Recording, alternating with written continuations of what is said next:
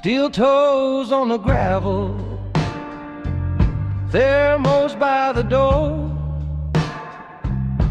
kids art on the dashboard, same route as before. Cornfields like a calendar, mile markers as my clock, lunch in a parking lot, talking weather, talking stock. Middle America logistics, we make the map make sense, moving every broken box, every big idea in a fence. Names not on the billboard, but we're the ones that get it there. Middle America, every broken box, we're the backbone in the air.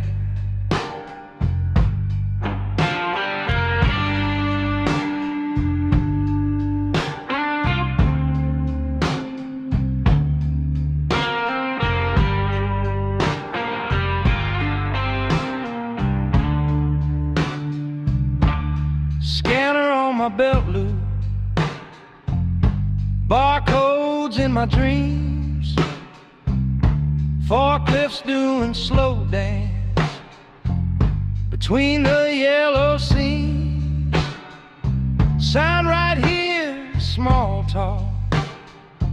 How's your mom, how's the game? Faces change at every dot, but the handshake feels the same. Middle America logistics, we make the map make sense, moving every broken box, every big idea in a fence. Names not on the billboard, but we're the ones that get it there. Middle America logistics, we're the backbone in the air. Storm line on the radar, snow dust in my hair. Boss says, can you make it? I'm already halfway there. All these pallets, all these stories, tied down with nylon straps. Somebody's hoe on a trailer, rolling past the county maps. Middle America logistics, we make the map make sense, moving every broken box, every big idea in a fence. Names not on the billboard, but we're the ones that get it there. Middle America logistics, we're the backbone in the air.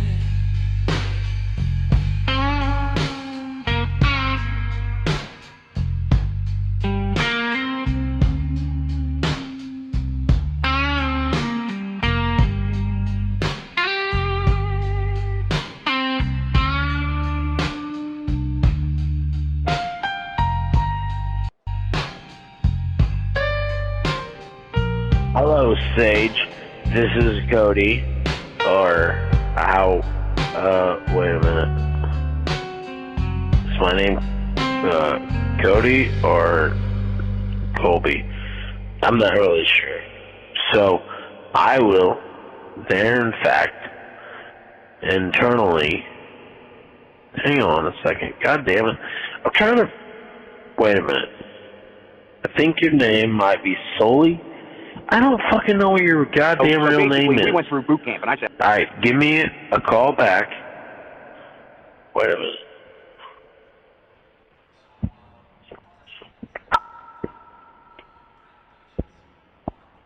Sage. I'm sorry. Please don't record this. For you, Cody, not a problem. Not a problem. I will take care of you, and I will not record this. No, unfortunately, the voicemail did not listen to me, and the voicemail system recorded it, and that's what happened there. Okay, listen. I'm a little late. Am I late? I'm a little late. I'm not going to get any detention pay because I'm late to my appointment of 8 o'clock. Listen. I have an excuse, though. I live in -0 Maine. That's right. I don't really know how that happens, but it was -0 Maine. That's where I live. I looked in the thermometer thing. I got a weather station type thing that's actually outside, and yeah, I'm that geek. And I actually basically looked at it, and it said -0. So maybe that's because I live in pre-Canada, and we do mathing and temperatures differently than everybody else. But I thought it was just 0, and then you went negative from there. But not up here in negative Canada. It's actually -0. Currently 8 in the sun. So I had to, my wife came, I was doing my stuff this morning. My wife came into the office. She says, we have no water, right? Of course we have no water. It is Maine in February, and it's, no water. So I live in a older house. It's like a 100-year-old house, fairly big house. And all the pipes are, of course, built right up against the walls where you can't get like insulation around them or heat tape around them. And my new Maine Coon kitten is climbing the largest cat tree trying to chase a mouse. This is going to be disastrous. I can already. What are you doing up there? I can already see it now. Not a mouse, a fly.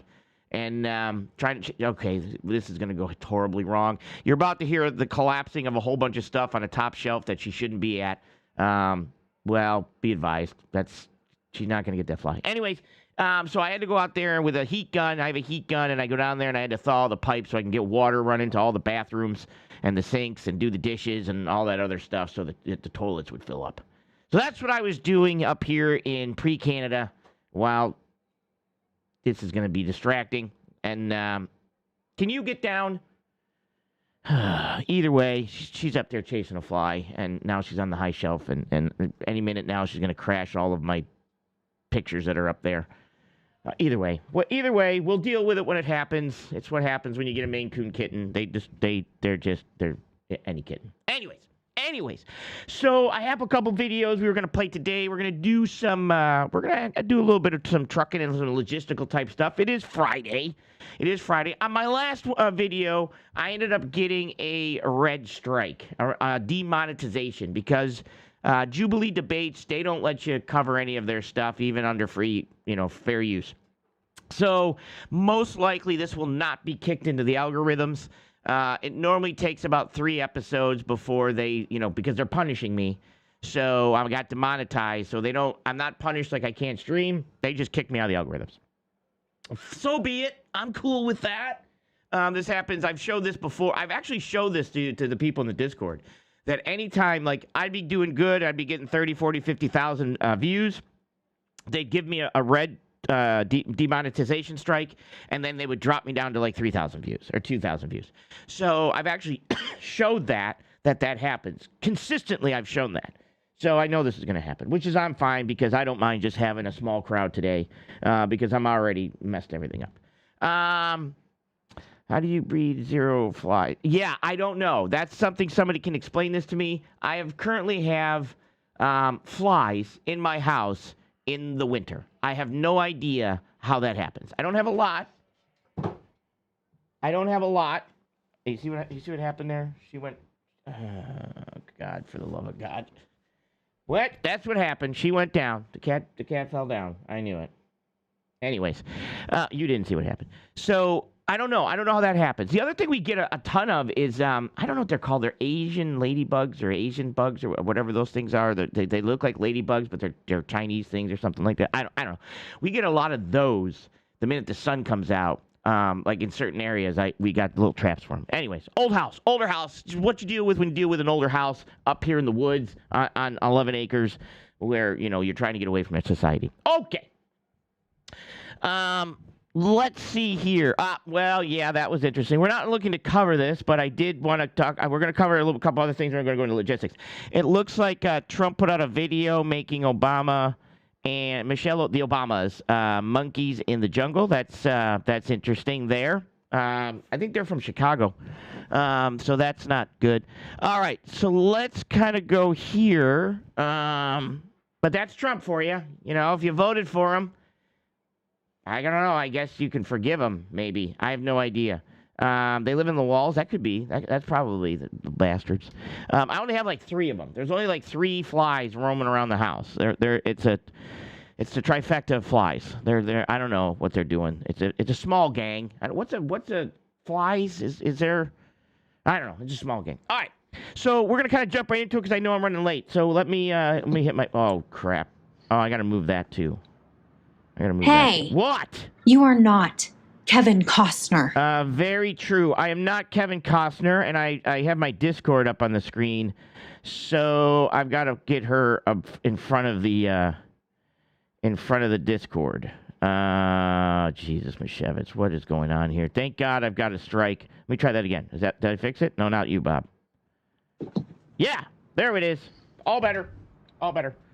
Hey. Yes. You are not Kevin Costner. True, I just met your doppelganger, and she said the exact same thing to me. I'm not Kevin Costner. This is Sage from Sage Outcast Show. Today, on Tuesdays and Fridays, we do logistics, we do trucking, we do that type of stuff. We do business, and kind of, knowledge about things like that. We're trying to build a channel a little bit, bolt on doing some current events. Those will be Wednesdays. Those are reaction videos. Those go to members only for 99 cents.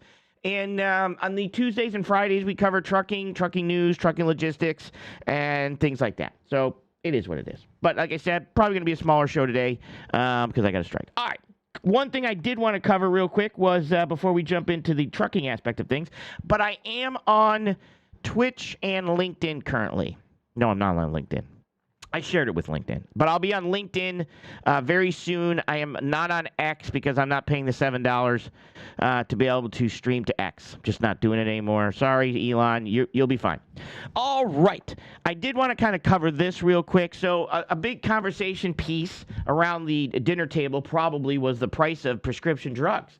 And they were going to fix that prescription drugs by making it where I guess now you have to pay the cheapest prescription drug price. The United States has to pay the cheapest one, and Trump RX is going to be handling all that. Oh, you're calling me. Hang on a second. Who called? Oh, I don't know why that called. I'll get back to him. Prescription drug price, but I want to kind of play this video here real quick because this is kind of explain that Trump RX is out there and you guys are going to get some great savings. Here we go. Here, this is the government website that President Trump has been talking about for months, where average Americans can get access to a certain few prescription medications for a much lower cost. Hello? Before I get into the numbers and show you some actual... Okay, prescription drug, Trump RX. How good is it? And many of my audience members are starting to see people that they were following there for a long time. Now they're going the other way. So please, everybody. Stop it. I'll just do this over here. I got multiple screens going on here. I want you to understand that Trump RX is like a clearinghouse for these prescription medications. You do not pay the U.S. government for these drugs. I never thought we did. Instead, when you find a prescription that you want, this website will either direct you to the pharmaceutical company and then you will buy it directly from them, or you will get a coupon from the Trump RX website and you take that coupon and pay at your pharmacy. Sounds great.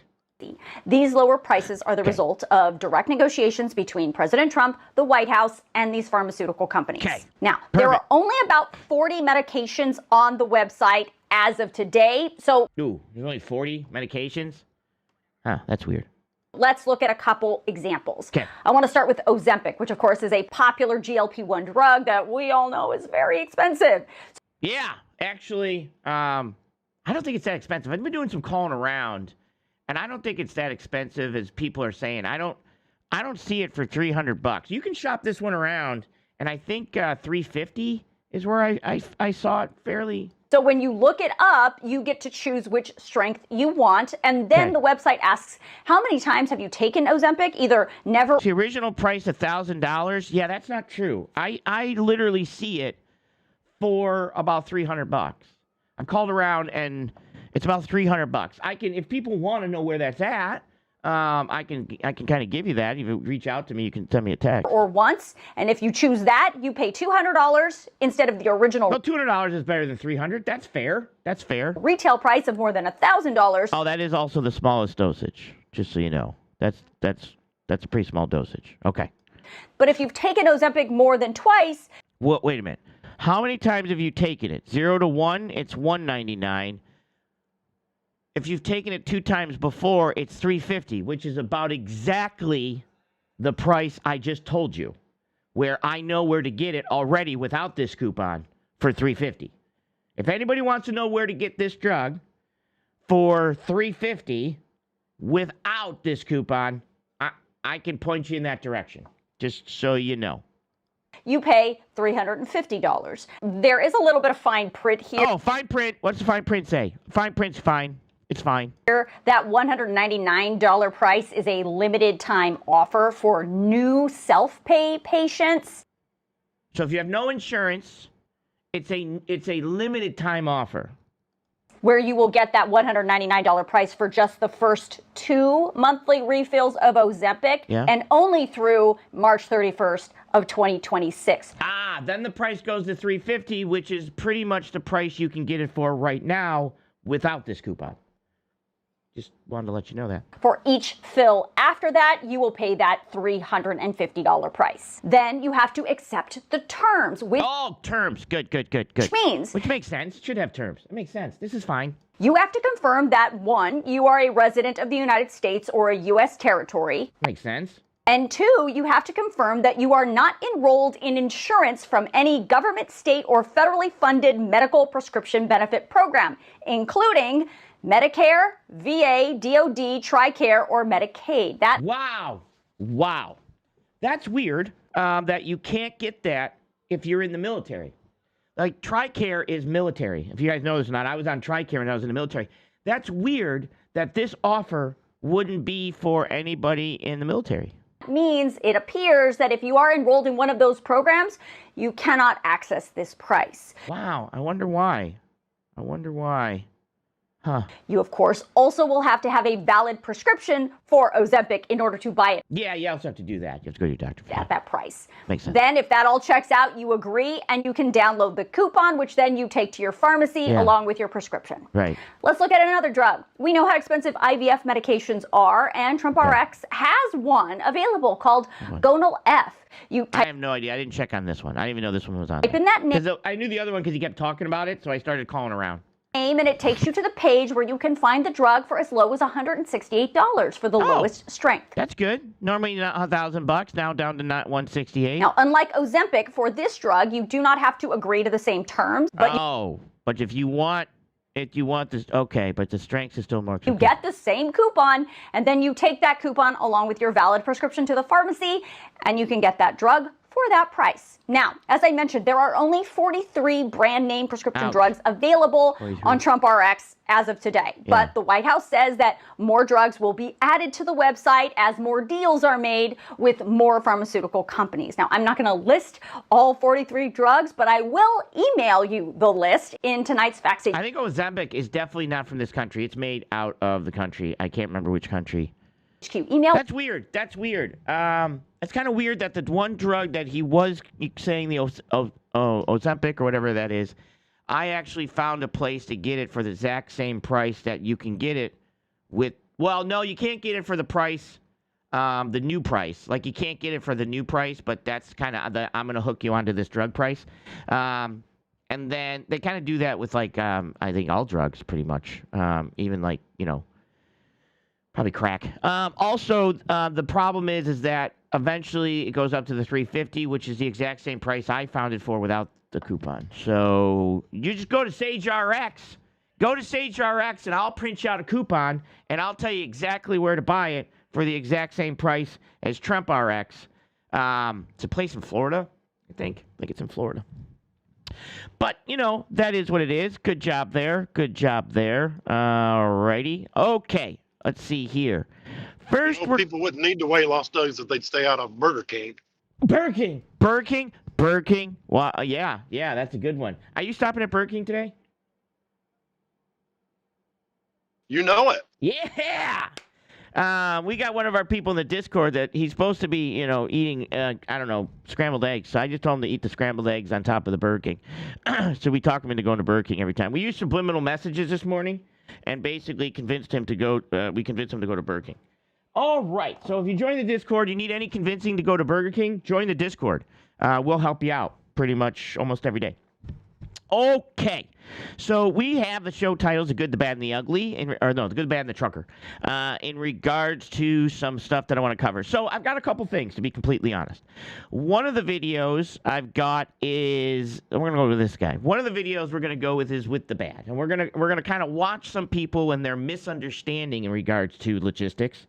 But then I found a video that is probably one of the best videos, I don't know about best videos, but one of the best interviews that I legitimately, me and this guy are on the same page. If you've been listening to me for any time, this guy's me and him are right on the same page, eye to eye. It's like, hell yeah, finally I hear somebody else saying this shit. So I'm gonna actually probably reach out to him because I want to have a conversation with him. He's a freight broker, ex-truck driver, and anyways, but let's kind of dive into the McClown. Is it McClown? I might have that wrong. Is it McClown? C-O-L-L-C? McClone. We're going to go with McClown. It's easy to remember. So this was actually sent to me by one of, was it this one? Yeah. This was actually sent to me by, hang on, I got to be able to turn the volume on. By Cold Beer.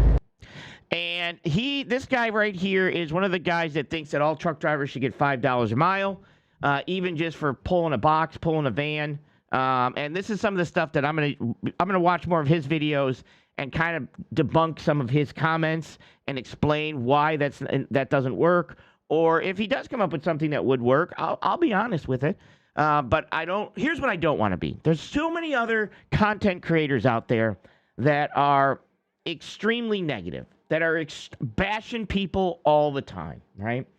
And they have no problem explaining their position, the position that they're in over the years that they've done. And that's great. That's great that they've achieved that position.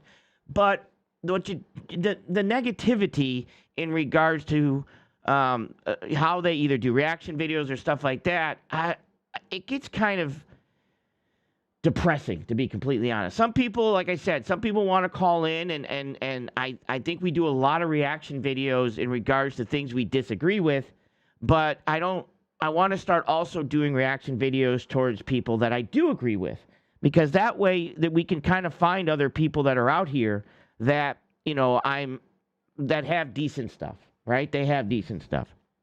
So I want to cover this, and also we're going to stop in on our gigging individual on another one of his challenges, and we're going to kind of go through that and see how he does. Now, I have been watching more gig workers type stuff, and I have been, basically looking at people that aren't doing as good and the people that are doing better, and still trying to figure out, which I think I figured out a little bit, what separates the two. What makes somebody better at this job than others. But let's kind of talk about this real quick. Okay, so $18 a day. Okay. Times 40 is $740, $720 a day. $18 a day times 40. Got it? $700, a little bit more. Okay, we're doing some math. Now the mathing's wrong, but we won't hold that against them right now. We get the gist. Times 7 days. Okay. That's $5,040 a week. Got it? $5,040 a week. Again, the mathing's wrong, but don't worry about the mathing right now. We're trying to get the point of this story, not that he's not a mathematician. So you mean to tell me that a broker can't live on that? Yeah. For one, a broker shouldn't be surviving off. Here's the thing. Tell me the thing. I'm waiting for the thing. Actually, let me do this real quick. A broker should at least book 40 loads a day. Oh, God, no. Nope. No. They should not at least book 40 loads. First of all, here was his math, and let's see where his math went wrong. First of all, he says $18 times 40 times 7. Well, we don't work 7. Shippers don't work, and I don't work 7 days a week. Unfortunately, they just don't do it. We were 5 days, and then, of course, we're on call if things go awry over the weekend. Some freight brokers broke stuff on Saturday, but we're not all booking 40 loads on a Sunday. Okay. If you're booking less than 40 loads a day, you don't need to be a broker, because that's where the crooked shit comes in. They think, well, I'll book 3 or 4 loads and steal a shit ton of the profit, and I'm going to let you in on a little secret. All right? I'm going to let you in on a little secret. How long do you think it takes to book a load, to basically to secure the load? Like, this is the problem I have with some carriers that don't understand logistics. So when people think that the only aspect of booking a load is actually sending you a rate confirmation sheet, they have no idea how logistics works. Within that percentage that I take on the load, I also had to do sales calls, do credit checks, send out operation type people. I have customer service. I have after hours. I have insurance. I have TMS systems. I have a whole bunch of other things that are going on in the background for me to move the load. So if I was just taking your information and sending you a rate con and moving on, and I never talk to you again, I'm not going to get you detention. I'm not going to get you a layover pay. I'm not going to make any check calls. I'm not going to do anything else but do that. Sure. 100%. If I didn't have to do sales calls, if I didn't have to quote freight, if I didn't have to keep track of do any type of bookkeeping, if I didn't do nothing else other than answer the phone, say, do you want the load? Here's your rate con. Sure. Okay. Not a problem. Not a problem. Okay? But what I want you to kind of think about is, when we book loads, when we book freight, first of all, doing 40 a day at my peak time, when I had people working for me, underneath, and me, when I did my highest, I think I did 6.8 million in, 6.8 or 6.3 book of business. That's when I had a carrier and a brokerage. I couldn't do 40 loads a day. Not possible. Not fucking possible for me to do 40 loads a day. So, that's just not a thing. I'll not work the rest of the week. That's what we're trying to keep from happening here. So yes, 3% works great if you remove the corruption. So 3%, I don't know, 3% does not work great because 3%, remember, the 3%,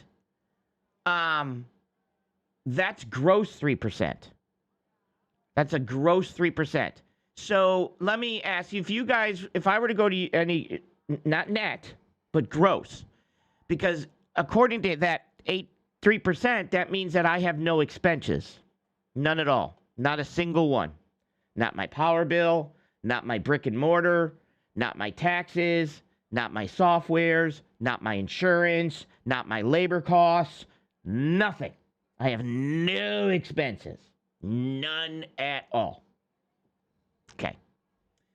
So my question to you would be, how do I pay any of that money on a 3% gross margin, not profit margin, gross margin? I wouldn't expect a truck driver to survive on a 3% gross margin. Like, I don't even know how he doesn't process this information. So yeah, have a good day. Have a good day. Okay, so $18 a day. Yeah. Times 40 is $740. $720 a day. A day. Times 7. We don't work 7 days. Times 7 days. Well, we work 7 days, but I'm not booking 40 loads a day, 7 days a week. And the fact of the matter, here's another thing too, and the fact of the matter. Now remember, I think he goes, let me see, is the next one? No, not that one. So, I don't get it. I just realized this morning. It kind of like dawned. Just realized it this morning. All right, there. Let's go, McClown. What you got? On me. You know, these brokers, they're fighting tooth and nail. Yeah. Because they don't want to work. Don't want to work. Got it. Brokers booking 40 loads a day at 3% on a $600 load are making like $720 a day. That's $5,040. Yeah. Yeah, we're making that. We're rolling in the dough, JB. Can you play that back? Well, listen, we're not. Hey, listen. First, I want to emphasize this, that we are not judging this video based on his lack of mathematician skills. Okay? All right. That's what needs to So happen. I don't get Okay. it. I just realized this. I prefaced that. I'm going to give him the benefit of the doubt on the mathin'. I'm going to give him the benefit of the doubt on the mathin', but we're going to go on the point. This morning, it kind of like dawned on me. You know, these brokers, they're fighting tooth and nail because they don't want to work. Yeah. Brokers booking 40 loads a day Yeah. at 3% on a $600 load Yeah. are making like $720 a day. He's figuring $18 a load times 40 times 7, which we're not booking 40 loads on a Saturday and a Sunday. That's $5,040 every 7 days. And I just, after doing the math on that, we had a comment earlier, I realized if you're not booking at least 40 loads a day as a broker, Yeah. you probably shouldn't be a broker. Shouldn't be I don't book anywhere near. Listen, I don't. Hang on, let me do some math. I'm going to use a calculator to do my math real quick because Y'all I ain't good at know math either. I don't even need it. What? Where's my? All right, here's my calculator. Okay, so I know a guy that does about 1,700 loads. No, that's too many. Back that up. Divided by. What do I divide that by? What do you think? We're not going to do. What do you think I divide it by? How many days should I divide It's the by? fact that he's comparing every single brokerage to basically TQL or these big name brokerages. Like, not everybody is a giant conglomerate. Yeah. He's got a team of like 1,000 people or something booking loads and already has all these customers. The same thing in trucking. You got your single truck owner operator and you got your mega carriers. Like, what the fuck is wrong with you? I know. We're going to divide this by 260 because 260 is 5 days a week times 52 weeks. Okay, I know a guy that does 1,700 loads a year. He's the Canadian freight broker, approximately. He does it 5 days a week, and he books about six loads a day, and that's a lot for him. You guys don't want to use my numbers because my numbers are just well. Let's do my numbers. Let's do. I do about 70 loads a year. I only do about 70 loads a year. Now, my loads can be. I mean, I do have some legal freight, but some of my loads. Your loads pay an exorbitant amount of money. Yeah, some of my loads can take. I've had a load take 7 days that went 100 miles, and it took us 7 days to ship it. So my stuff's like 20 foot tall, 20 foot wide. And so, I mean, my loads are completely different. So that's why I said we can't use me in any way, shape, or form. And that's fine. But what else we got, McClown? You can't discount this guy because he's plugged in, right? He is plugged in. He is plugged in to the trucking, middle American. He's plugged in. When you go into this in the morning and you look at this, like, I'm going to book 4 loads a day today, maybe this week, and I'm going to try and make $1,200 at my brokerage, and or whatever it is in a day off the backs of truck drivers. That's the problem. Right. The problem is we have flooded this industry with freaking brokers. Maybe Andrew is right. Maybe we need to make some form of brokering illegal. Maybe not all. We do make some double brokering is fraud. That fraud's illegal. Brokers. And get rid of the foreign companies. Yeah. I think we need just mega brokers, and I'm sorry. Yeah, because mega brokers are going to be the ones that are definitely going to take care of you guys. Eliminating brokers like me and smaller brokerages that have built great relationships with carriers and work really well with them, and I'm going to play another guy who does the same thing I do. We have definitely learned that this guy's got to be trolling everyone. There's no way he actually believes this. But then again, I thought to myself, I have met other people that believe this. So I used to think to myself, he's got to be a troll, and now I'm a little confused. I don't think he is a troll anymore. But you guys know that big box companies take care of you, mega trucking companies take care of you. All the megas, that's the answer because it's been the answer so far. I get screwed over more by the mega brokers than I do the smaller ones. Exactly. If that And the offends problem you, with the smaller ones is like this guy here, whoever he is, He's a trucker. Yeah. Most truck drivers, just like what was it, the Chris fellow we know, Chris Bennett. Bennett, yeah. He goes after smaller brokerages that don't pay. You're like, well, why are you going after these guys? You run a credit check on them, get denied. You still take the load. Right. Yeah, that's what I talk about too. Everything you're doing to yourself, but that's nothing to do with the broker. Yeah, but don't you worry. You stand by, because we got a video. His next video is one just for you.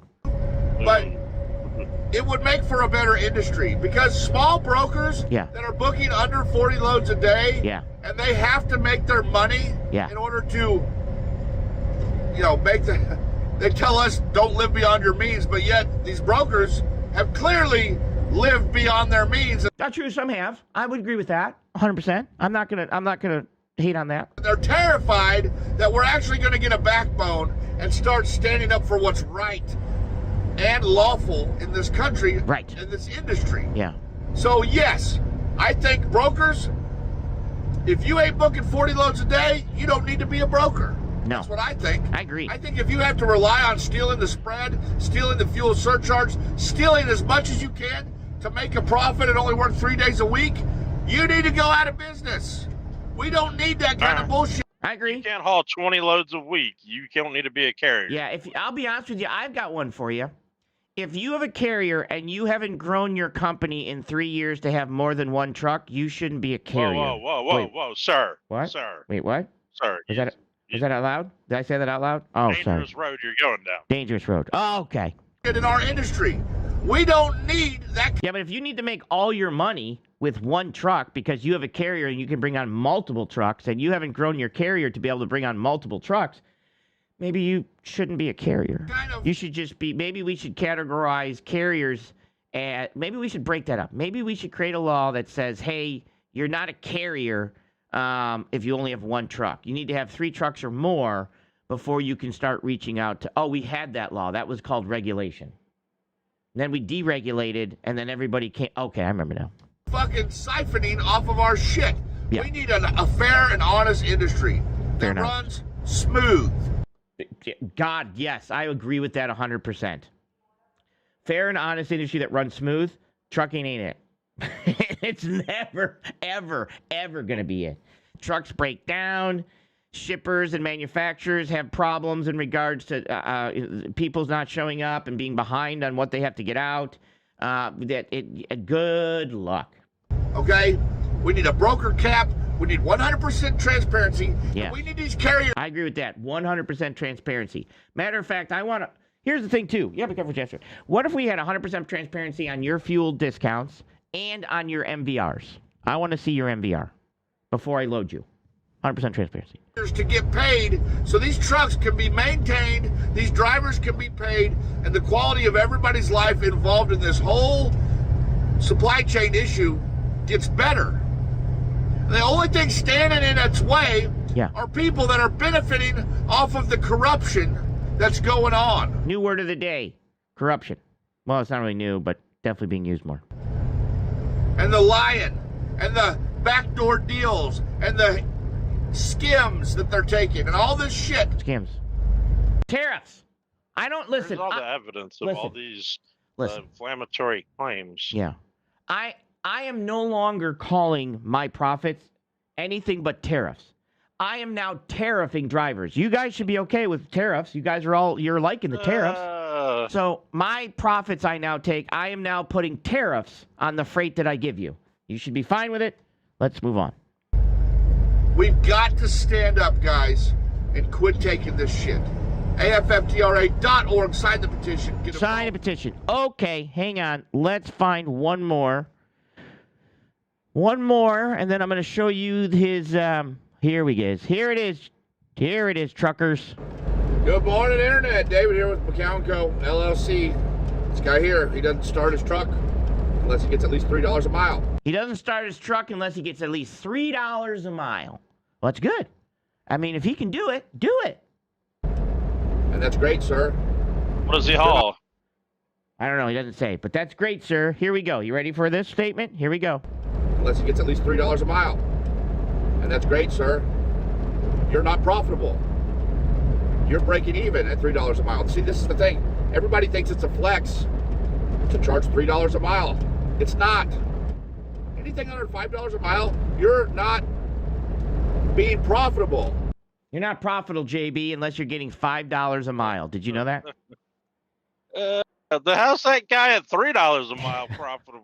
I don't know. He's not. This guy's trying to teach him something. He's trying to teach him something. All right. You're surviving. You're the problem. The people that think that $3... Now, okay, back in 2012, I think I was profitable at $1.25 a mile in 2012. I think that was my numbers. I'd have to go back and look. Don't hold me to that, but I'm pretty sure it was pretty close to that. At $1.26, I made a penny profit. Okay? If your cost is $3 a mile, you got problems. Big problems. You got, yeah, you have major problems. Now, again, he's not running. Now, the type of equipment he's driving, let me set the stage, let me set the context. He's talking about van drivers. I can see over the road, I can see over-dimensional drivers with 8 axles, 4-axle tractors, 3+1 trailers. Their equipment, their truck is way more expensive. They might need $3 a mile. Okay, so it's relative to the equipment that you're driving. But the equipment he's driving is a van, a 53-foot van, and a standard truck, not a double-framed 4-axle truck, just a standard truck that you can buy. I'm betting he's a company driver. Oh, that's a good question. I don't know. I should kind of look into that. I don't know if he's a company driver because I've just seen his truck. I haven't seen if he's a company driver. Well, I haven't actually seen the door. He doesn't show the companies, but I've seen that it's a van. It's a 53-foot van. A mile is a win. Need to go back to school and learn economics. It's not a win when you're borrowing from tomorrow to pay for today. This is what we've got to start at $3 a mile. At $3 a mile.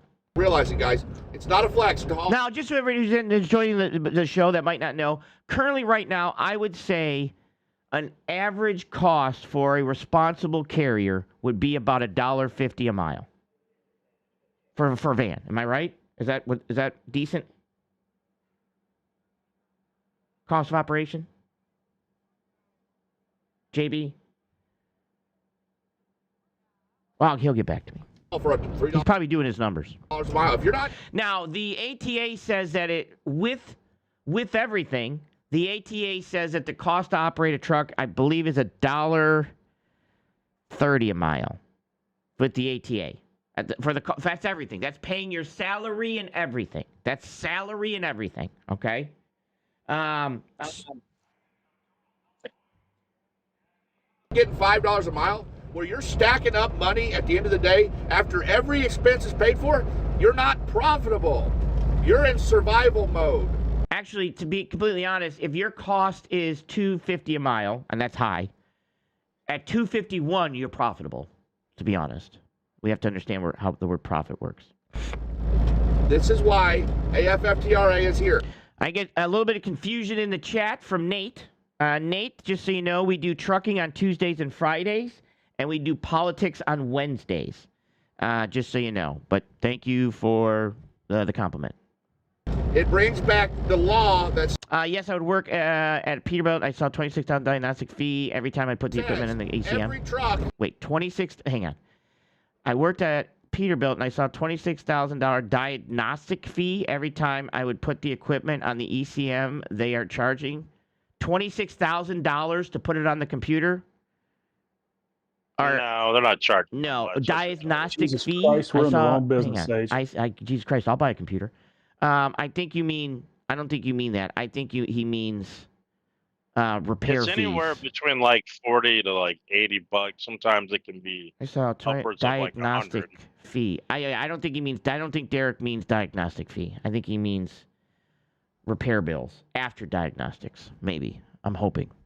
In the country has got to operate above cost plus profit in order to make the country safe again, in order to make trucking profitable again, because trucking is a critical infrastructure. True, it is. In 1948, that is true. That portion of his statement was true. It is critical infrastructure. A congressman named Reed and Bullwinkle passed an act that said this specific thing. Congress recognized that trucking is different than any other business and must be protected and must run above cost plus profit. Yes. Problem is everybody's costs are different. if I can operate my cost at $2 a mile, and I'm getting a load for $2.30 a mile, I'm making 30-cent profit on the load a mile, then I'm above, ain't I? Isn't that how that works? I'm above profit? So I'm glad you're hauling for $3 a mile. In today's market, that's, I guess you could call that good, but in the scope of things, that's not good. Not good. It's not good to break even. And you're being laughed at by brokers and actual businessmen that run corporations. They would never break even. They would never run below cost. Yes, sometimes a business will run below, not for long periods of time. So I don't know if you guys know this or not, but most startup companies run their companies and they are not profitable. Do you guys know this? Usually it takes about 3 years for a business to become profitable. A lot of times they're break even. A lot of times they're below profits. This happens with a lot of startup companies. That's why they get investments, because the actual company that is not profitable, but they have investors that realize this and technically give them the money to get going. I mentioned if you maintain not being profitable, the investors back out, but it takes time to become profitable. This is where he doesn't understand business and economics. Like my first year in business, my business wasn't profitable. Correct. According to my tax return, right? Mm-hmm. I didn't make any profit. But in that and in those numbers is my driver pay. Correct. Is an expense accrued to the business. These guys they're not paying themselves a reasonable salary or wage, just like when they were a company driver. Correct. And then at the end of the year, you do your taxes, and this amount of money went to your salary. This amount of money went to maintenance. This amount of money went to fuel. This went to whatever, advertisements, yada, yada, yada, yada. You know, Correct. Taxes, titles, fees, whatever you have, but you have to pay yourself. If you don't, you're screwing up. Correct. True. Very true. Nate says Monday, Tuesday, Thursday, Friday should be trucking. Yeah, I'm not working. I'm not working all those days. I only do 3 days a week. And they're trying to really get some slave wages out of you. I know. They're trying to slave labor. Right? Slave labor. If you want me to work 5 days a week, you're going to have to start donating to the show. Let me see a super chat. Never run for a break even. Truck drivers have adopted this language. I'm not even running for a break even point here, just so you know, on YouTube. Over the last 30 plus years. Yeah. That as long as they can break even, they're doing something. Break even means that at the end of the day, you broke even, and the whole day that you worked was for nothing. You stayed neutral. Okay. You're not in business to stay neutral, sirs, ma'ams, people on TikTok. If he's an owner-operator, I'd love to see his books. I'd love to see his books, too. I guarantee you he's worked for nothing. If he's an actual owner-operator. Other people have reached out to him, and he won't go on anybody's show, so nobody's actually going to know. So that's why I don't know if he's trolling, which he might be, because it's this bad, just for the views, which could be. You're in business to make a profit. And if you don't make a profit, you are slowly going out of business. You will lose your business. True. Your business will be debt. Debt does not equal profitability. Profit gets you. Debt does not equal profitability. Well, you can have debt and still be profitable. 100%. So I would know. Yeah, 100%. So I don't. I had $3,000 a week debt payments. I was still profitable. Exactly. Just want to toss this out there. It looks like he's eating all of his profits. He could be eating all his profits too. That could be a true story there. True story. I think I see an economics degree hanging on the wall behind him, but I think it says Trump University or something. Oh, that does. It says Trump University, Burger King, onion rings. Oh, I don't know. We'll see about that. I'll see if I can see it too. Something to think about, guys. McCow & Co. LLC. Let's identify these core problems and quit. Listen, I know. Yeah. He's got to bring it down. He's got to downshift this a little bit. I get intense on here sometimes. It sounds like I'm upset. I'm not upset. He's not upset. I'm just passionate. And I desperately want you guys to understand the fact of the matter. Fact of the matter. Yeah. That we're not okay. Not okay. Trucking is not okay. Well, $3.90 a mile is still not okay. You're not. Wow, now we're at $4 a mile. It's not okay. Not winning. He needs to put his numbers on the glass. I would like to see his numbers. You're not winning at these numbers. Not winning. Have a good day, everybody. I don't want to drag this out, but I got. All right, have a good day. I'm going to text him. Would you be willing to put your numbers on the glass? Would you be willing to put your numbers on the glass? All right. Maybe he'll find me. Maybe he'll see this video. Okay.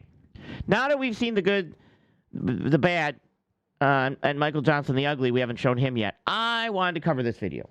I wanted to cover this. This might be boring to you, but this is not boring to me. So it's just stay with me. Stay with me. All right. This is This Week in Trucking, and they are interviewing. She does interviews. I think they reached out to me a little while ago, but we just haven't hooked up yet.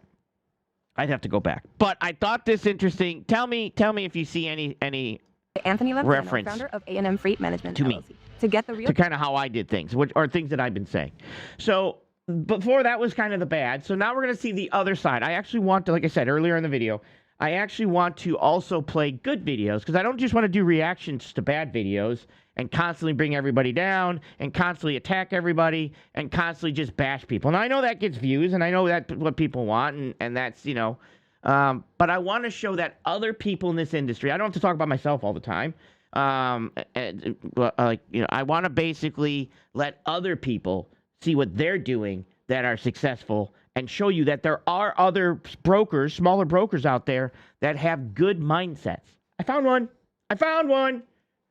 insights on how you can book better loads. But before we get into it, don't forget to subscribe so you never miss an update. Thank you for joining us today, Anthony. Let's start with your own journey. How did you get into trucking and how did you get to founding A&M Freight Management? Well, the trucking part's a long story. So trucking's always kind of been part of what I wanted to do when I was younger. I was definitely pushed into a different direction by family when I was a teenager in the whole 9 yards. But I still wound up, becoming a truck driver around 19, 20 years old. And then got my Class A CDL when I was... All right, so in some states you can be younger. You just can't leave the state. So, like, I was 20, so he was 19, 20 years old, same thing. So if people are like, oh, wait a minute, you can't be a truck driver until you're 21. No. As long as you didn't leave the state, you can. 21, and the story wrote itself. And it sounds like he's from New York. So from there, at 20... Which I'm from New York. So New York is 20 for a B. 3, I believe, is when I bought my first truck and I founded my trucking company and went out on my own. And I did that for about 10 years. And then 3 years ago, I opened up my freight brokerage as a secondary form of income. My wife was my partner in it. And then about a year and a half ago, certain medical issues arose, both within myself, severe nerve damage that I have, causing my left side to be pretty much completely numb on my left leg from the hip down. And then also some family health issues as well, a couple members of my household family. So I had to be around a lot more. So basically that caused me to shift into just being a broker instead of being both parties at the same time. As we know, negotiating rates can be tough. In your experience, what are the 3 most common misconceptions small carriers have about profit margins or negotiating rates? And what are your best tips for them to negotiate more effectively? The best tip I could probably give all carriers, especially owner-operators, is learn how to evaluate your time and your labor. As a trucker, I always knew what my operational costs were, and then I also, aside from my operational costs... What? He knew what his operational costs were. I always knew his operational costs. I knew what my time was worth, my time away from my family, my time away from home, my time sleeping in a 48-inch bunk, week in, week out. And I was open deck. I was primarily step deck operator. So, tarping and chaining and all that stuff. There's a lot that goes into your price valuation on any particular load. But then on the broker side, I look at freight from, I guess, a little bit of a different perspective because I prefer to hire the better carriers. I'm not a bottom dollar, chase to the bottom kind of guy. And my customers know that too. I lose a lot of freight to TQL over that because TQL beat me out by $300-400 a lane. But I have also lost to that same brokerage because I won't do it. That's fine because the guys that they send in are usually subpar and don't get the job done properly, and then brings the customer right back to me. Especially if it's a new lane or even a lane that I've ran before. Am I doing this for the money or for the greater good? Well, for you, I'm doing it for the money. So if you want to, you'll have to give me money. Everybody else is for the greater good. Actually, it's not even really truly for the greater good. But if I was doing it for the money, I wouldn't be doing it at all. But for you, it's for the money. That one time that you had that issue where TQL came in, took your freight that you had. I did. Then they came back a week later? Yeah. And found out they weren't even incorporating like a certain inner diameter or something. Yeah, they did. They ended up being the same price as you. Yeah. So what happened to me was when my freight gets quoted, I've been with the same shipper for a long time. So when they quote the freight, they send it over in regards to what. Okay, so it's round. It's a tank, right? Right. Well, engineers don't give a shit what the outside dimensions are because engineers worry about how much liquid or gas, depending if it's a pressure vessel, can be held inside. So they care about the inner diameter. So when the diagrams come over, the schematics come over, it gives me the inside diameter, ID. So I know I've worked with this company that I add 1.5 feet for the outside diameter plus fittings and flanges and bolt down lugs and all this other stuff.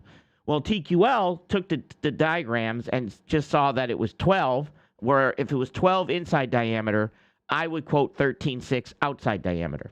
So I give them a price for 13.6.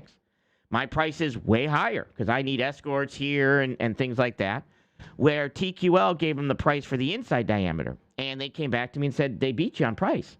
And I'm like, I don't know how in the hell they could do that for that price. It was by a lot, too. Yeah, it was by a lot. And I'm like, hey, can you make sure that it's apples for apples? And then after they came back, TQL was actually more money than me, quoting the proper dimensions. So, but this is something that you kind of learn, with your customer. And I think he talks a little bit about, understanding the shippers and stuff. Of transport, like instead of it being a flatbed, it's going to be a hot shot. Or what I do is I'll post what, brings the customer right back to me. Especially if it's a new lane or even a lane that I've ran before, but for a different mode of transport. Like instead of it being a flatbed, it's going to be a hot shot. Or what I do is I'll post a load open for bid before I even give my customer a price. And I'll take in 10. Yeah. So he posts a load. So basically what he does is the customer comes to him and says, hey, how much to move this load? He'll basically find people, his carriers or whatever, and say, hey, how much for you to move this load? 10 to 15 bids from different carriers. Now he'll send it to 10 to 15 bids. I don't send it to that many. That's too many for me. That know their worth, and then I'll add my percentage on top of that, and then give that price to the customer. I cannot tell you how many companies call me and they don't know how to give me a bid. They don't know. They just want to know what I'm willing to offer, or they want to know what the lowest bid is. And I don't give the lowest bid information out to these carriers because, one, just because they're the lowest bid, it doesn't mean that I'm going to take that bid to my customer, because if I now cross-section that with their motor carrier history, I look at their vehicle maintenance history, I look at what kind of violations they have, that plays a big part in who I hire too. Of course, I can get a cheaper carrier with 1 million different vehicle maintenance violations and roll the dice and see if they're going to get to the receiver before they get put out of service by DOT or something like that. Yes, this is huge. This is great. This 100%. This dude knows what the hell he's doing. 100%. I wish more brokers functioned like this. So what I do the same thing. What he's doing is he's looking at the FMCSA scores and he's determining, according to what the carriers get when they go through scale houses and they get pulled in, what they get flagged for. Are they getting flagged for brakes? Are they getting flagged for not having an ELD instruction manual? Who cares? But are they getting flagged for lights, tires, brakes, things that are very dangerous on the road? Okay, that guy might not get our freight. What we have seen, here's something we have seen when it comes to carriers. Carriers that go from 0 to 5 trucks don't care as much about their compliance, but have a very, very, very difficult time going from 5 to 10 to 15 trucks because they don't care about the compliance. Because the compliance, one, wins you more freight, because that's what we start to look at as freight brokers. We start to look at your compliance. 2, it gets you better insurance quotes. It's easier to go to an underwriter. It's easier to get a better quote if you have better compliance numbers. That savings on insurance plus getting better freight puts you in a better area to be able to bring on more equipment. So compliance is a huge factor that a lot of carriers are not looking at. But we are, freight brokers are, shippers are. We're looking at that now. Those are headaches that my customers don't need, and they're headaches that I don't need, especially as an ex-owner operator. So my biggest advice is just learn your worth. A lot of these guys are complaining about, the rates, but they don't understand that they're competing with companies that don't even know their worth. And when you're dealing with a larger corporate operation, style brokerage, like, the 3-letter agencies that are out there or some of those bigger guys, they'll take advantage of that. I did want to let me back this up. Side note, public service announcement. On my last stream, somebody said they used a word they weren't allowed to use in the chat, and that got timed out or that got blocked. first I want everybody in the under chat to understand something. There are things that YouTube blocks out automatically. My mods aren't blocking that out. YouTube will block things out, okay? Now, my mods have the right to approve it, but if it's a word that was blocked out by YouTube in the first place, most likely they're not going to approve it because YouTube caught that word and already basically said, hey, we don't want this type of words being used. So understand that moderation is being done by YouTube and my mods. So don't always assume it's my mod blocking something out. You might have worded something and YouTube didn't like it. So YouTube blocked it. Just so you guys know. Style broker. We're never been put in timeouts on right streams. Well, I don't know what to tell you. I don't care. Like, the 3-letter agencies that are out there. Yeah, I don't really care if that means nothing to me. Or some of those bigger guys, they'll take advantage of that. They're going to take full advantage of a guy not knowing what his time and money is worth, and they're going to try to push for the lowest bid, and then that's what that load's going to move for. And now, even if that customer doesn't go back to that other company for the next load, they're still expecting the rate to be similar to that first rate, which causes conflict of interest, within the industry. And I think that's the biggest. From my point of view, the biggest aspect of this industry is owner-operators not knowing how to run a business. 100%, bro. Me and you, man. Bro, 100%. This dead on. They know how to drive a truck. They know how to secure freight. They know how to do everything great except for running the business and maintaining profitability even during the downtimes. And then those are the guys that do know how to run their business and do know what their worth is. They're competing against the same pool. And it leaves little justification for the smaller brokerages like myself to raise the price on the customer because the customer is like, well, this broker said they could do it for this much. So why am I going to pay you $400 or $500 more, to do the same thing that this broker said they could do? And that's pretty much my biggest advice. I think the biggest fallacy is assuming that brokers they should only be making $50 a load. Maybe 15 years ago before the inflation, sure. But the biggest fallacy is the minimum or that bottom, you should only be taking $50 a load. The expenses on the brokerage end, I used to think the same thing, by the way. I used to be sitting in the back of my sleeper. I thought I could run a brokerage from my sleeper on my 10-hour split. Yeah, I know a lot of people that think they can run their brokerage from the truck. I'm like, you can. It's just not going to happen, bro. It's not going to happen. And I thought it was, there's nothing to it, right? Well, I was so wrong about that. We do cap our percentage. So my company caps at 20%. If we ever find if we bid a load to a customer and we find a carrier that is willing to hold that load, that puts us over 20% profit margin. Hang on, let me turn the phones on. That way I can give people free speech. All right, the free speech phone service is now on. So if you want free speech, meaning your words, you're welcome to call in. You're welcome to call in. Well, you don't really get complete free speech because I don't get free speech. So if you want free speech, call in. That customer automatically gets discounted on the back end. That is one of... What happened there? What did you just say? Did you guys hear that? I heard it. Okay. I was so wrong about that. We do cap our percentage. So my company caps at 20%. All right, he caps at 20%. He doesn't cap at 3%. He caps at 20%. If we ever find if we bid a load to a customer and we find a carrier that is willing to hold that load, that puts us over 20% profit margin, that customer automatically gets discounted on the back end. They get rebated. The money goes back to the customer. You see that? So so let's say a load goes to be moved and he says, hey, we're going to be moving this for $1,000, and he finds someone to do it for $700. Well, that would be a 30% profit. That'd be a 30% on the load. Right? He doesn't give the extra money to the driver. He gives the extra 10% back to the customer. Why? Because it's their money, and I didn't need it. It's not the carrier's money. It's them. So the important thing is that you have to know how much it costs for you to run your business. So because if you need 800, then you should bid 800, and if that's what it takes to do it, then you get paid 800. I agree with that. Is one of our winning strategies that has been helping us in the industry obtain new customers, because you have companies that are, taking 30 to 40%, and that's not right either. I've caught brokers doing that to me on my trucks, and it never sat right with me either. Even if I was to come up with the price and I agreed to a price and I was happy with the price, this happened especially on some military freight back when it used to pay really good. The military bills of lading, they always show what they paid to get that freight moved. So you'll agree to a price, even if I was the one, if the broker never negotiated, I was the one to say, hey, I'll do it for X amount of money. Okay, no problem. Send you the Raycon. I get to the military station, I load up, they give me the bill of lading, and all of a sudden I'm seeing on the bill of lading that they paid, that broker made 40 to 50% on my load. Even though I'm the one that created the price and it was a price I was happy with, it's still. Hang on. Nate. You can come back if you call in. You're annoying me. You wanted your way, you got your way. It still didn't sit right with me.